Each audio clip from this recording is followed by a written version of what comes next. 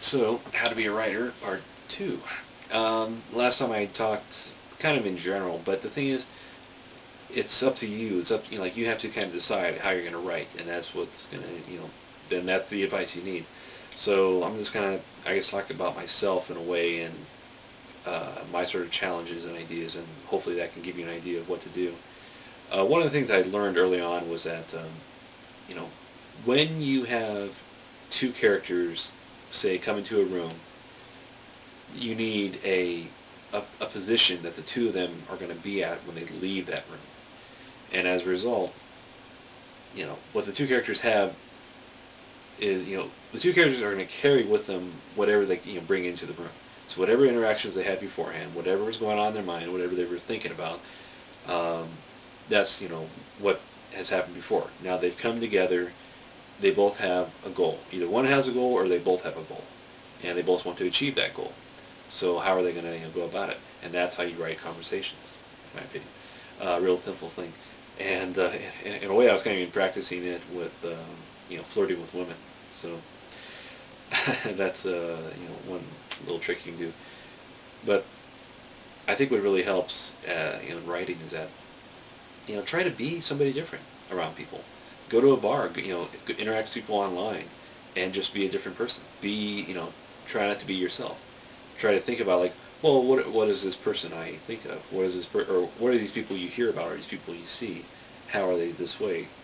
And it kind of requires some acting, but um, you can work yourself into it. You can, just think about, what am I doing? What do I want to achieve? And you can kind of do that. And the real simple way to do it is, through flirting, through talking to the opposite sex, and trying to, get their phone number, but you know, try to judge them, try to figure them out and what they're doing, and how do you get what you want from them.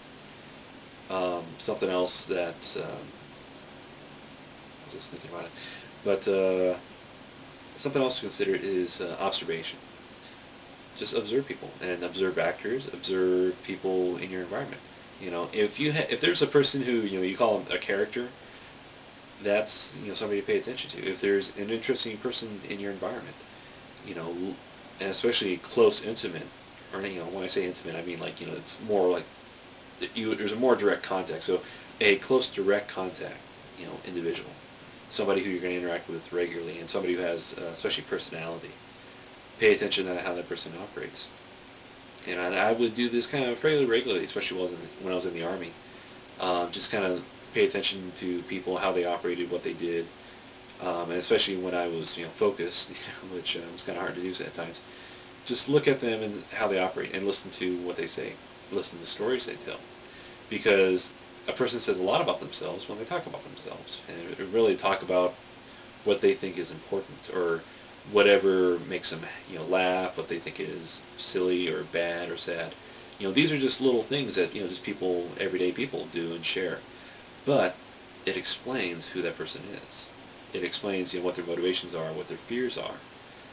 Because that's the thing to always remember, that for any character you create, there is motivations, there's fears, there's desires, there's greed, there's, you know, and kind of starting from there, that's when you can start creating the complexity of a character, and then as well as, what are the character's hangups. So something else to consider is that, you know, and maybe as a kind of writing exercise too, is that when you create a character, we'll give that character some sort of hang-up. Give them some sort of phobia or fear or problem.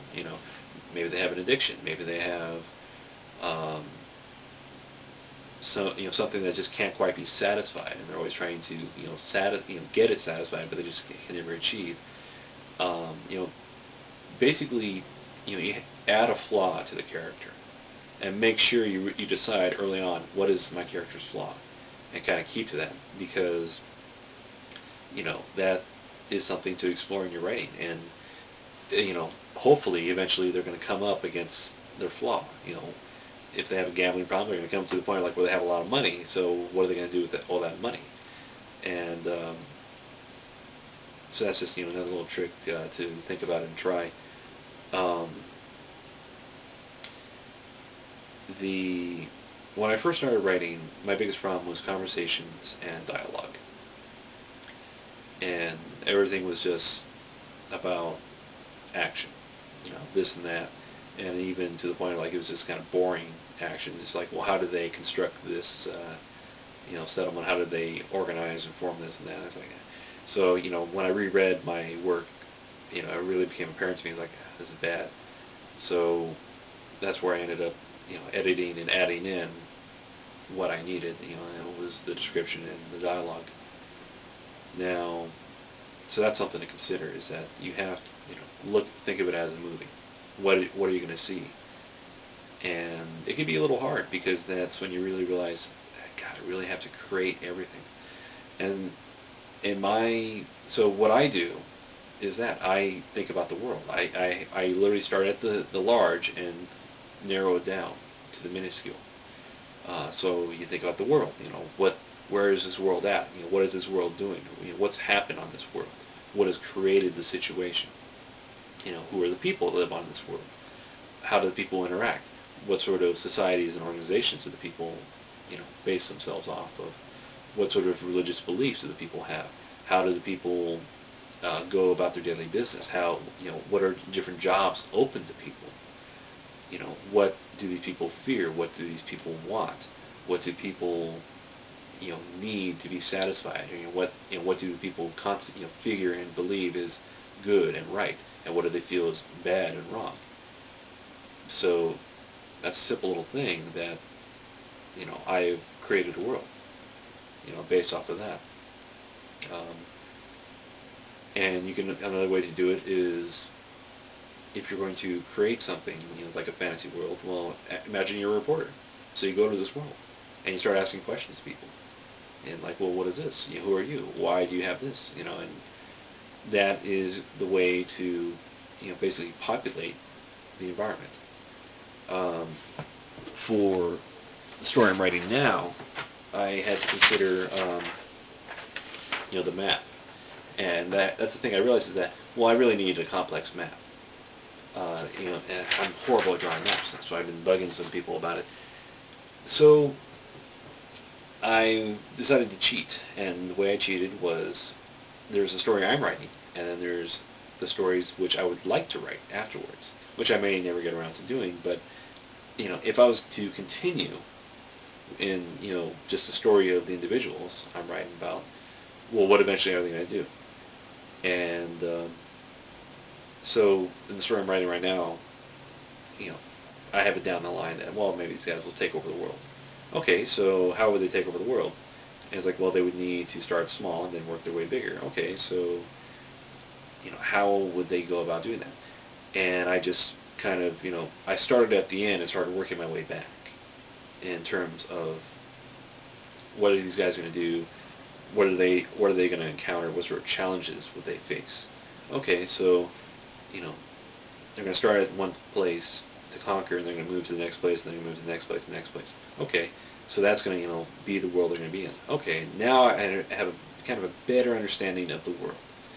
So where am I going to have my characters start? So that's where you have them start.